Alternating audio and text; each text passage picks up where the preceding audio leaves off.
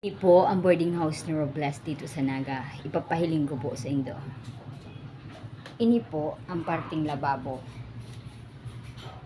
Yan po. Ini po, istakan ko ng itlog. Sa ngayon, ubos na po kasi kulang sa budget. Ito naman po, mga pananim ko po na tapayas. Na i-dry ko po. Para pag uwi ko, itatanim ko po yan. Dito po ako naghuhugas or minsan pag may space or pagkasakaling, pagka may naglalaba din sa CR or may nagagamit, pwede po ako dito maglaba pero hindi po itatapon niya ng tubig. Parang dito lang ako magpapatong ng batya para maglaba. Ito po yung main door. Yan po yung main door. Dito po yung basurahan ko. Dito yung simple kong doormat. Yan po ang postura sa banda ng lababo. Ayan. Dito po, pwede kang kumain at dito naman nananalamin si Robles, tinitingnan ang pagmumukha niya kung may pagbabago nga pa ang pagkatsakadal ng pagmumukha ni Robles. Ayan, si Robles. Ayan, napulot ka lang po ang salamin na yan. Kumbaga nang hinayang naman ako at saka ang hirap nga ng pabili-bili. Ayan, para hindi na po ako bumili. Ayan, may nadampot pa akong salamin. Pinapalagan ko po yan at isa po yan sa ginagamit ko. Ito naman po, pwede itong pagka may kaborders, may kaboardmate po ako digdi, ito pong banda dyan ay pwede pong gamitan or patungan ng ibang mga bagay nila. At ito po, pwede pong maging table nila o patungan ng ibang mga bagay. Noon po, ang bandang yan ay ang kwartong to, ay kwarto ko po dati. Iyan ay walang problema kasi may sariling montador po yan na para sa room na yan. Noon po, ang ginawa ko po ay pinadlakan ko po yan at saka dinubli ko po yung padlock. Maliban dito sa may doorknob, ito po, pinduplicate ko po. Ako po yung gumawa niyan. Ako din yung bumili. So, iyan po ay bandang CR. Yan na po. Ay noon, siya nga pala, noon ay room ko to 2.5 po. So, ngayon, 2.5 pa din po. Pero maganda po yun sa loob. Tiles, tapos maganda, maliwalas po. Kaso lang po, sabi ko, kahit may natulong po sa akin, minsan lang po mag-duty para as a caregiver. Nagtatrabaho po ako kung saan or nag-duty. Pag wala pa akong nag-dutyhan, yun nga po, kinukulang ko sa budget. Minsan nakikigabi o nakikialis ng damo kila abogada, kila abogado, kay Sir Agawa, kila Ma'am Magic. So pagka wala pa akong or kapos po ako sa budget, hanggang sa kinapos pa ako, yan, kinansil ko po yan. And then, lumipat po ako dun sa kabila. Mamaya, ipapakita ko po. Ito po yung CR. Ito po yung CR dito. Ito po yung switch ng ilaw para sa CR. Ayan po, liwanag. Ito po, istaka ko po ng tubig at ito po yung batya ko. Ito po yung inodoro. And then, ito po, labahin ko. Mamaya, maglalaba po ako. Bago po ako maglalaba, maligo muna ako para yung hinubad ko po ay pwede nang malaban ko. Yan naman po yung basahan na mamaya lalaban ko. Eto po, mamaya lilinisin. Babrasin ko yung na chinelas ng pambahay. Ito po yung simple kong rag. Diyan po ako banda sa part na yan. Pagkatuyo na po ang mga nilabhan ko, isinasampay ko po siya dito una. Patutuyuin ko dito sa labas. Pinapatuyo ko dito sa sampayan na yan. Ayan, may sampayan. Yan, hinahan ko dito. Ito pong yan. Ayan, sampayan na yan. Hanggang doon. Sa side na yan. Tapos ito po. Ayan. Ayan, hanggang doon. So, sinasabi ko din po yung iba sa side. So, ito po yung hagdan pababa. Dadaan lang po yan. Hawakan dito sa may baka na to. Para pagka, hindi ka mahirapan pagbaba or safe naman po pagbaba. Yan po yung bandang terrace. Yan yun, sampayan. Then dito na nga po yung main door. Ayan. Yan po. Eto, bihira ko po yan ibukas na bintana. So minsan pag nandito yung iba kong kaboardmate, mahilig magbukas po niyan. Eto po, yan, katulad yan, patayin mo pagka nga naman hindi ginagamit. Yan po, sabi ko nga, pagkatuyo na ang mga sinampay ko or nilabhan, pagkatapos dun i-dry sa labas, lipat ko na po dyan para ipahangin-hanginan ng konti or magamit naman ng iba kong kaboardmate ang space na yun para sa sampayan. Ito po yung simple kong tambo. Yan lang po yung abot ko. Yan lang po yung katiting kaputol na tambo. Pero malaking tulong po yun. Ito po, lutuan ko po yan. Para sa pagkay kinapos ka po sa gasol. Dun sa gasol na maliit. Pwede ka po dito sa may uling na to. Gamit ang uling. Dito, sa kalan to. Gamit ang uling. Ito naman po, pambahay ko. Ito po, nag-duty po ako kung saan nag-alaga ng matanda. At yan po ang mga gamit ko. Yan po ay mga lalagyan ng suka, tuyo, mantika, tubigan ko, at kung ano-ano pa. Ayan, bigay ni Miriam. Kung hindi dahil kay Miriam, hindi naman ako mag-ano kayo ng spam-spam na yan. Ayan, bili po yun ng kapatid ko. Ito po, bigas po. Sa loob po niyan, yung mga istakan ko din po ng mga pagkain. Bawa, bigas, biskwit, yan, kung ano pa man po. Ito po yung tubigan ko. Ayan. Gripo lang po. Pipe water lang po. Saka ini, hali lang po yan sa gripo. Kaya nagtitipid po ako sa budget ko. Ini naman po ang mamahalin kong payong na napupulot ko sa basurahan. Na kahit walang tangkay, ay malaking tulong po yun sa akin. Yan, pagka naulan, nainit. Depende. Pag naulan, dala-dala ko po. Pero pag mainit, hindi naman po ako masilin. Pag mainit ang panahon. Ayan, yung mga stock ko po na pwedeng basurahan o kaya lalagyan ng mga pamamalingki. Yan po yung mga napatuyo ko na, natutupiin ko na po. Pinasok ko na dito. Yan, sabitan ko po ng iba kong gamit. Yan pagka ginagamit ko, nagtitiktok ako. Inuwi ko na po yung ibang mga kung anong pagarbo. Nahirap na po akong magbitbit yun. Mga gamit ko pag nagtitiktok, pag nag-YouTube, pag nag-reel, or ano. Yun po, inuwi ko na po si Roma. Yung iba po, nasa nalayahan. Nandun kila mama yung iba. Eto po yung mga gamit ko. Yan na lang po. Tsaka yan, yung damitan ko po. Tinutupi ko na lang po dyan kasi wala naman po ako ng karton. Minsan po pag nakakahingi po ako, nilalagay ko po yun sa karton na damitan ko. Ito po yung bag na kung saan binili ko po sa ukay-ukay kapag nag-duty po ako kung saan bilang caregiver. Yan po yung gamit ko.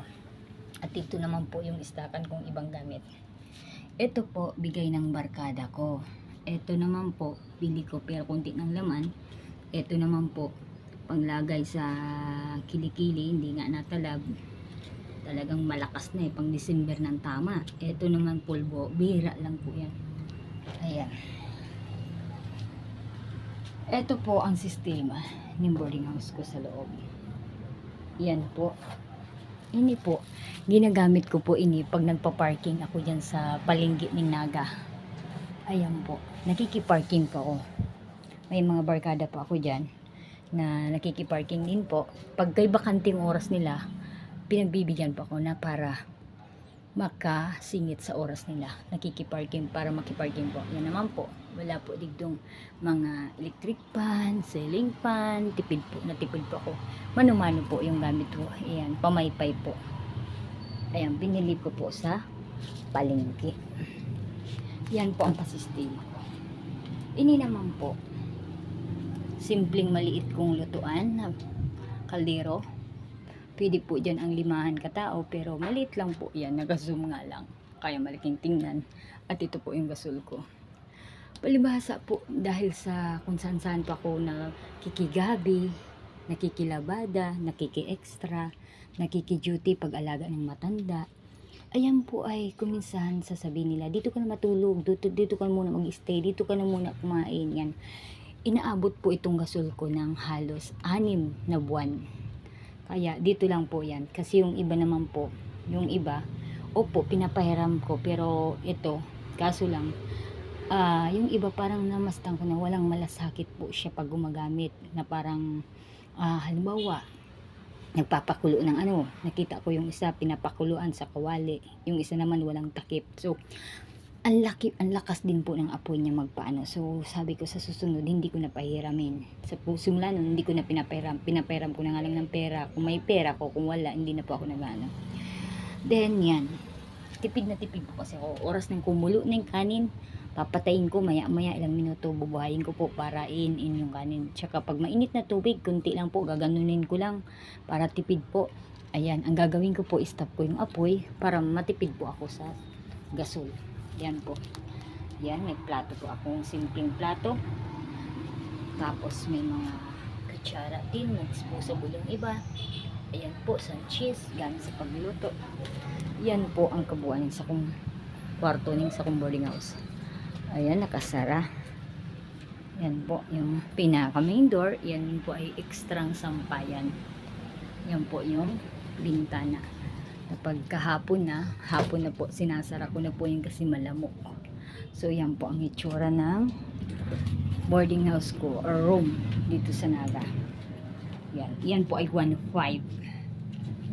1.5 po ang upa. Yan. Kung mag-upa po kayo dito, makukuha niyo po rin ng 1.5. Pero cute po siya. Sulo muna po yan. Ayan, maganda po dito. Ayan, tingnan niyo po. Yan. Yan po ang room ko dito sa Naga. Yan po. Then, papatayin ko na pong ilaw at kikita ko po yung kabila para kung sakaling gusto niyo po magrenta dito sa Naga, malapit lang po niyo dito sa farmers, sa may market, sentro ng Naga. Pwede po kayong mag-inquire dito kay Ma'am Abilay. Sorry po, papakita ko din po. Ito po nga pala, nahigaan ko. Noon po, may banig ako. Pero, hiram lang po sa barkada ko. Ibinalik ko na po. Ang ginawa niya po para hindi ko pakinabangan, ginupit niya po. Ginupit niya kabilaan. So, di ba ni-roll niya? Itong butas na yun, ginupit niya. Ginupit niya sa dalawang pakun. Itong butas na to, halimbawa po ay yung anong ito, yung butas, dirdiritsong gupit, tapos dun sa kabila. So, pagka inupin niyo po, marami siyang gupit. Hindi na po talaga magagamit. Iwan ko po kung bakit naisip niya na gupitin. Ayan. Ayaw niya na siguro pakinabangan ng iba. Yan po ang room ko. Ayan. Pagkatuyo na po, sinabi ko nga na dito na sinasampay. And then, sa unang-unahan po niyan, papakita ko po saglit po. Patayin ko muna po dito ang ilaw. Papakita ko po doon sa kabila. Ito po. Ito po ay ang dito. Ang upa po dito is yan, papakita ko. Ang ganda-ganda ng doorknob. Ano po? Original po yan. Ang upa po dito is 4,500. Noon po isang room po dito hanggang dito. Dito sa to. Kaya may contador po siya. Noon isang room yan dito. Parang isang room. Yung capacity para sa ganun sa room ko. Pero mas malaki po to. So ngayon, tig-dalawa na po. Pinag-combine na. Combine nga ba? Pinaghalo na yung duwang ini. Binuksan ang kabilaan. Para ini po. Ayan. May double deck. Ayan, double deck. Bintana dito. Kita mo sa luwas. Ayan. Nasa tapat lang po ini simbahan. Ayan lang. Ning Zamora. Kung hanapin niyo po yan, simbahan Zamora. Yan po ang ang makikita mo. Ang boarding house na ini. So, salamin po siya. Sliding, window. Tapos may metal sa luwas. Kung in case na emergency, bubuksan mo po ang padlock na yung banda duman. Ayan. Makakalabas ka po. And then, ito na po yung palabas. Isang kwarto. Pwede po yung sarong pamilya. Tapos, dito po sa kabila. Yun nga lang, halo. Sa duwang kwarto, may isa pong pinto. Pinaghalo na po. Yung dating dalawa, naging isa na po. Ayan. Then, papunta sa kusina. Yan po ang pasistema. Yan po. Yan po. Napakabait po ng may-ari nito. Si Ma'am Junita. Napakabait po. Teacher po siya sa Pakol. Nagpupunta lang po siya dito sa sentro ng Naga pag masingil na. Ayan, ini man po ang room ko. Panduwa. Tapos po, ini na nga yung sabi ko, yan, kung papunta ka, titingnan mo siya, ganito po siya. Yan, bintana naman po siya, salamin. Ini naman po, sabi ko nga ni, pangatlong room. Tapos, yan na po, may CR. Yan, CR. Ito po ang itsura naman ng kusina. Ayan. Yan ang kusina. Maluag po siya. Yan po ang kusina. Mamaya po maglalaba po ako. Maglalaba po si Robles. Then siguro maligo muna si Robles bago maglaba.